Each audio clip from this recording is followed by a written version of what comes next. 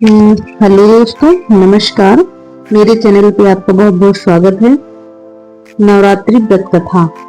एक समय बृहस्पति जी ब्रह्मा जी के समक्ष पहुंचे और उन्होंने नवरात्र का महत्व जानने की इच्छा जताई।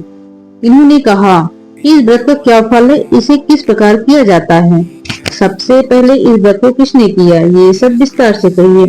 बृहस्पति जी ने प्रश्नों का जवाब देते हुए ब्रह्मा जी ने कहा, हे बृहस्पति, प्राणियों के हित की इच्छा से तुमने बहुत अच्छा प्रश्न किया है। जो इंसान मनोरथ पूर्ण करने वाली माँ दुर्गा, महादेव, सूर्य और नारायण का ध्यान करता है वो धन्य है। यह नवरात्र व्रत संपूर्ण कामनाओं को पूर्ण करने वाला है। इस व्रत को करने से पुत्र सुख, धन, विद्या और सुख मिलता है। इस व्रत को करने से दुख दूर होते हैं, रोग दूर होते हैं, घर में समृद्धि की वृद्धि होती है, पुत्र प्राप्त होते हैं, समस्त पापों से छुटकारा मिल जाता है। जो मनुष्य इस नवरात्र व्रत को नहीं करता है वह अनेकों दुख को भोगता है। यदि व्रत करने वाला मनुष्य सारे दिन का उपवास कर सके तो एक समय भोजन करें और 10 दिन बंधुओं सहित नवरात्र व्रत की कथा का श्रवण करें। हे बृहस्पति, जिसने पहले इस महाव्रत को किया है वह कथा मैं सुनाता हूँ। ब्रह्मा जी बोले, प्राचीन काल में मनोहर नगर में पीठत नाम का एक अनाथ ब्राह्मण रहता था। वह माँ दुर्गा का भक्त था।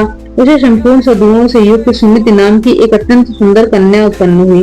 वह कन्या अपने पिता के घर में अपनी सहेलियों के साथ क्रीड़ा करती हुई इस प्रकार बढ़ने लगी जैसे शुक्ल पक्ष में चंद्रमा की कला बढ़ती है। उसका पिता प्रतिदिन जब दुर्गा की पूजा करके होम किया करता था वह उस समय नियम से वह उपस्थित रहती।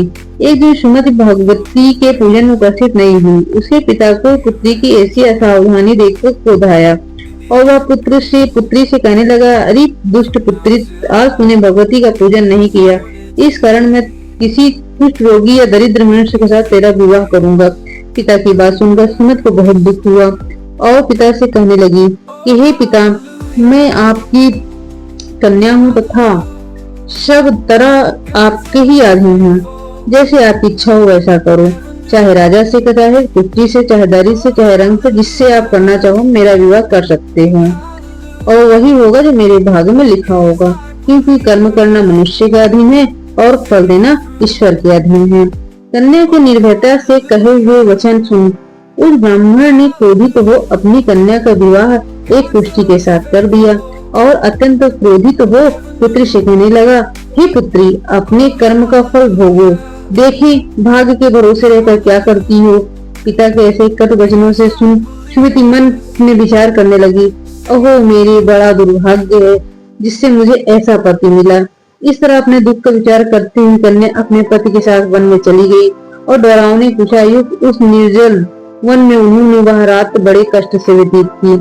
उस गरीब बालिका की ऐसी दशा देख देवी भगवती ने पूर्व पुण्य के प्रभाव से प्रकट हो सुमति से कहा कि हे दीन ब्राह्मणी, मैं तुमसे प्रसन्न हूँ, तुम जो चाहो सो वरदान मांग लो। भगवती दुर्गा का यह वचन सुन ब्रह्माणी ने कहा, आप कौन हैं? वह सब मुझसे कहो। ब्रह्माणी का ऐसा वचन सुन देवी ने कहा, मैं आदिशक्ति भगवती हूँ और मैं ही ब्रह्मा विद्या व सरस्वती हूँ। प्रसन्न होने पर मैं प्राणियों का दुख दूर कर उनको सुख प्रदान करती हूँ। हे ब्रह्मणी, मैं तुझ पर तेरे पूर्व जन्मों के पुण्य के प्रभाव से प्रसन्न हूँ।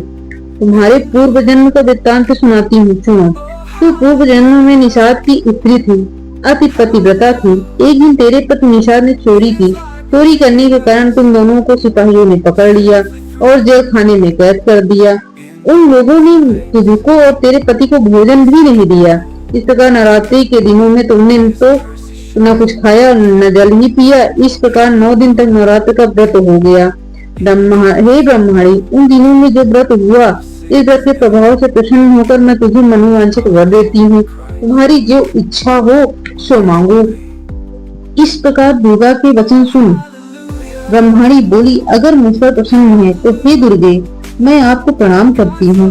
कृपा करके मेरे पति का कोढ़ दूर करो।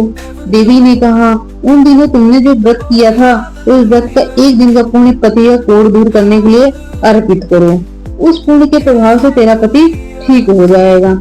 इस प्रकार देवी के वचन सुनवा ब्रह्माणी प्रसन्न हुई और पति को निरोग करने की इच्छा से जब उसने तथास्तु ऐसा वचन कहा तब उसके पति का शरीर भगवती दुर्गा की कृपा से कुष्ठ रोग से रहित हो गया।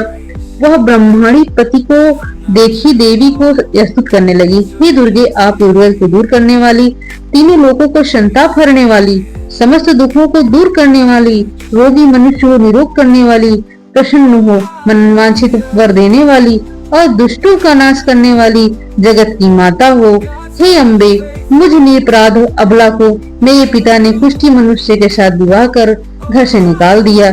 पिता ने तिरस्कृत निर्जन वन में विचर रही हूँ। आपने मेरा इस विपदा में उद्धार किया है। हे देवी, मैं आपको प्रणाम करती हूँ, मेरी रक्षा करो।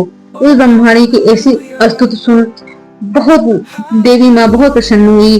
ब्रह्माणी से कहा, ये ब्रह्माणी, तेरे उदालय नामक अति बुद्धिमान, धनवान, कीर्तिवान पुत्र शीघ्र उत्पन्न होगा। ऐसा वर देकर देवी ने ब्रह्माणी से फिर कहा कि और जो कुछ तेरी इच्छा है वह मांग ले। सुमति ने कहा कि हे भगवती दुर्गे, अगर आप मुझ पर प्रसन्न हैं तो कृपा कर मुझे नवरात्र व्रत की विधि का विस्तार वर्णन करें। ब्रह्माणी के वचन सुन माँ दुर्गा ने कहा, हे ब्रह्माणी, मैं तुम्हें संपूर्ण पापों को दूर करने वाले नवरात्र व्रत की विधि बतलाती हूँ। चैत्र मास के शुक्ल पक्ष की प्रतिपदा से लेकर 9 दिन तक व्रत करें। यदि दिन भर व्रत न कर सके तो एक समय भोजन करें। शुभ मुहूर्त में घट स्थापन करें। वाटिका बनाकर उसकी प्रतिदिन जल से सींचें।